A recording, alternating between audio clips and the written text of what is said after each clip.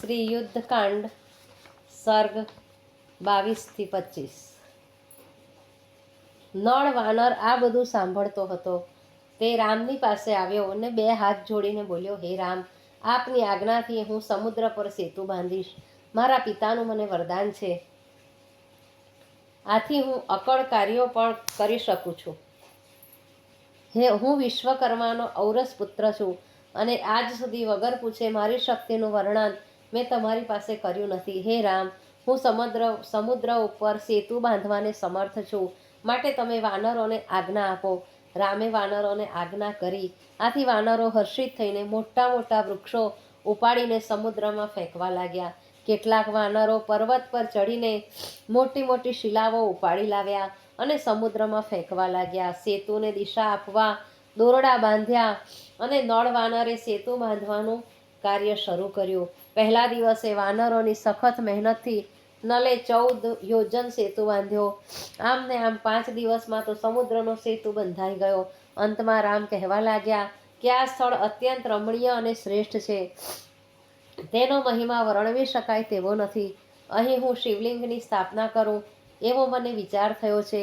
રામની ઈચ્છા જાણીને તો કપિરાજ સુગ્રીવે દૂતો મોકલીને મોટા મુનિઓને ત્યાં બોલાવ્યા।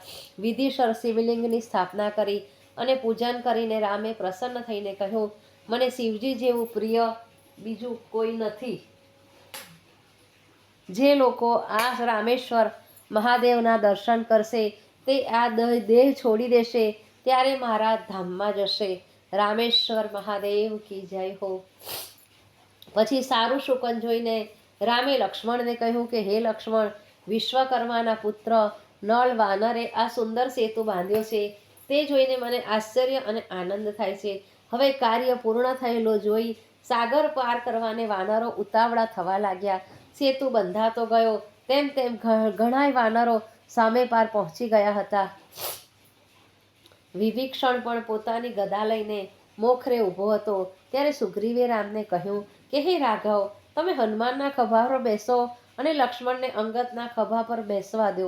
આ સાગરમાં અનેક મોટા મત્સ્યો ઉછળી રહ્યા છે, માટે તે બંને આપને લઈને આકાશ માર્ગે જશે। રામ લક્ષ્મણે તેની સલાહ માન્ય કરી। હનુમાનજીના ખભા ઉપર રામ બેઠા અને અંગદના ખભા પર લક્ષ્મણ અને હનુમાન અંગદ આકાશમાં ઉડ્યા। તેમની સાથે સુગ્રીવ પણ જતો। જાંબવાન સાથે અન્ય સેના સેતુ પર ચાલીને સામે પાર જવાને ચાલવા લાગી।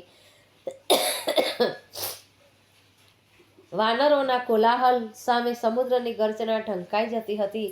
વાનર સેના લંકાના કિનારે આવી પહોંચી અને સુગ્રીવની આજ્ઞા અનુસાર પડાવ નાખીને આરામ કરવા લાગી। તે સમયે દેવો, ગંધર્વો, મહર્ષિઓએ આકાશમાં આવીને રામ ઉપર પવિત્ર જળનો અભિષેક કર્યો અને આશીર્વાદ આપ્યા કે હે નરોત્તમ, તમારો યુદ્ધમાં વિજય થાઓ। તમે સમગ્ર પૃથ્વીનું શાસન કરો અને પ્રજાનું પાલન કરો।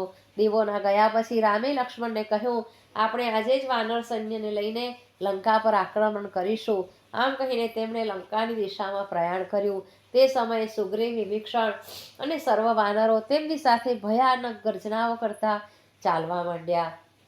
રામની વાનર સેના લંકાની નજીક આવતી ગઈ તે સમયે વાનરોએ લંકામાં થઈ રહેલા ભેરી, મૃદંગ વગેરે વાજિંત્રોનો ઘોર નાદ સાંભળ્યો। તેની સામે તેઓ ભયાનક ગર્જનાઓ કરવા લાગ્યા અને ઉત્સાહમાં આવી ગયા। તેમની ગગનભેદી ગર્જનાઓ નગરમાં પહોંચી ગઈ। રામે ચિત્ર વિચિત્ર શોભાવાળી લંકા નગરીને દૂરથી જોઈ। આથી તેમને સીતા યાદ આવ્યા। તેઓ મનમાં દુઃખી થઈને વિચારવા લાગ્યા કે દુષ્ટ રાક્ષસ રાવણે મૃગ બાળના જેવા નિર્દોષ નેત્રોવાળી મારી પ્રાણપ્રિયા સીતાને આ લંકામાં રોકી રાખી છે। પછી તેમણે એક નિશાસો નાખ્યો, મનને સ્થિર કર્યો અને લક્ષ્મણને કહેવા લાગ્યા કે હે ભાઈ, તું આ લંકા નગરીને જો, તે કેવી પર્વત શિખર ઉપર શોભી રહી છે। તેનું સર્જન વિશ્વકર્માએ કર્યું છે। પછી રામે મુખ્ય વાનરો સાથે મંત્રણા કરી, સેનાના વિભાગો કર્યા અને વ્યૂહરચના ગોઠવવા માંડી। તેમણે કહ્યું કે યુવરાજ અંગદ નીલ વાનરને સાથે રાખીને સેનાના મધ્ય ભાગમાં રહે, ઋષભ વાનર સેના ટુકડી લઈ જમણી બાજુ રહે અને ગંધમાદન વાનર પોતાની ટુકડી સાથે ડાબી બાજુ રહે। હું અને લક્ષ્મણ સાવધ રહી સેનાની આગળના ભાગમાં રહીશું। આ મુજબ સેનાને ગોઠવીને રામે કપિરાજ સુગ્રીવને કહ્યું કે આપણી સેના બરાબર ગોઠવાઈ ગઈ છે, માટે હવે રાવણના શુક નામના દૂતને તું છોડી મૂક. આથી સુગ્રીવે શુક નામના રાવણના દૂતને પોતાની કેદમાંથી મુક્ત કર્યો. બંધનયુક્ત થઈ શુક નામનો દૂત રાવણ પાસે જઈને પહોંચ્યો ત્યારે શુકની દશા જોઈને રાવણ બોલ્યો કે હે શુક, તારી પાંખો ભાંગી ગઈ હોય તેમ વળી ગયેલી કેમ દેખાય છે? શું તું વાનરોના હાથમાં સપડાઈ ગયો હતો? શુકે કહ્યું કે હે રાજન, તમારા કહેવાથી હું ઉડીને વાનર સેનામાં ગયો અને તમારો સંદેશો મેં વાનરરાજ સુગ્રીવને કહ્યો. તે સમયે ક્રોધ કરીને વાનરો આકાશમાં આવ્યા અને મને પકડી લીધો અને મને મારવા લાગ્યા, પણ રામે મને છોડાવ્યો. રામ લક્ષ્મણ વાનરની સેના લઈને સીતાને શોધવાને આવ્યા છે. હવે તો તેઓ સમુદ્ર પર સેતુ બાંધીને લંકાની બહાર આવીને ઊભા છે. મોટા દેહવાળા રીંછો અને વાનરોથી પૃથ્વીનો ખાસ્સો ભાગ ઘેરાઈ ગયો છે. હવે તેમની સાથે સંધિ કરવી મુશ્કેલ છે, માટે વાનરો ગઢ ઉપર ચડીને આવે તે પહેલા સીતાને રામને પાછી આપો, યા તો યુદ્ધની તૈયારી કરો. શુકની અણગમતી વાત સાંભળીને રાવણ ક્રોધે ભરાયો. હે શુક, મને રામની પરવા નથી. તે મારી સાથે દેવો અને દાનવોની સહાય લઈને આવે ને તો પણ હું ડરવાનો નથી. હવે તો હું યુદ્ધ કરીશ, પણ સીતાને તો પાછો નહીં જ આપું. હે શુક, મારા દેવી શક્તિવાળા સુસવાટા મારતા બાણો જ્યારે રામ ઉપર વરસશે ને ત્યારે રામ લક્ષ્મણ બંને બળી વળશે. તું મારી આગળ રામના વખાણ શા માટે કરે છે? તે મારું બળ અને વેગને જોયા છે? રામને તેની ખબર નથી, માટે જ તે મારી સાથે લડવાને આવ્યો છે. મારી સેના જ્યારે પણ મેદાનમાં ઉતરશે ત્યારે વાનરો રાડા રાડ કરીને ભાગમ ભાગી કરવા લાગશે. રાવણે શુક પાસેથી સમાચાર સાંભળ્યા કે રામ લંકાનગરી પાસે આવી ગયા છે. એણે ગુપ્તચર શુક તથા સારણને કહ્યું કે ન તરાય એવા સાગર પર સેતુ બાંધીને વાનર સેનાને અહીં સુધી લાવશે તેવું તે મેં કલ્પ્યું પણ નહોતું. સાગર પર સેતુ બંધાય તેમ હું માનતો નથી, પણ જે કાંઈ થયું હોય તે ભલે થયું. હવે મારે વાનર સૈન્યનું બળ કેટલું છે તે મારે જાણવું છે, માટે હવે તમે બંને ઓળખાવ નહીં એવા રૂપ ધરીને જાઓ અને જાણી લાવો કે મુખ્ય વાનરો કોણ છે, તેમણે સેતુ કેવી રીતે બાંધ્યો અને રામ લક્ષ્મણ પાસે અસ્ત્ર શસ્ત્ર શું છે. રાવણની આજ્ઞા થઈ એટલે શુક તથા સારણે વાનરો જેવા રૂપ ધર્યા અને રામની છાવણીમાં જઈને વાનરો સાથે ભળી ગયા. તે સમયે વાનરોની ટુકડી ગુફાઓમાં કે પર્વતો પર કે વૃક્ષો પર બેઠી હતી. શુક અને સારણ તેમનું નિરીક્ષણ કરવા લાગ્યા, પણ તેમનાથી સૈન્યનો અંદાજ કાઢી શકાતો ન હતો.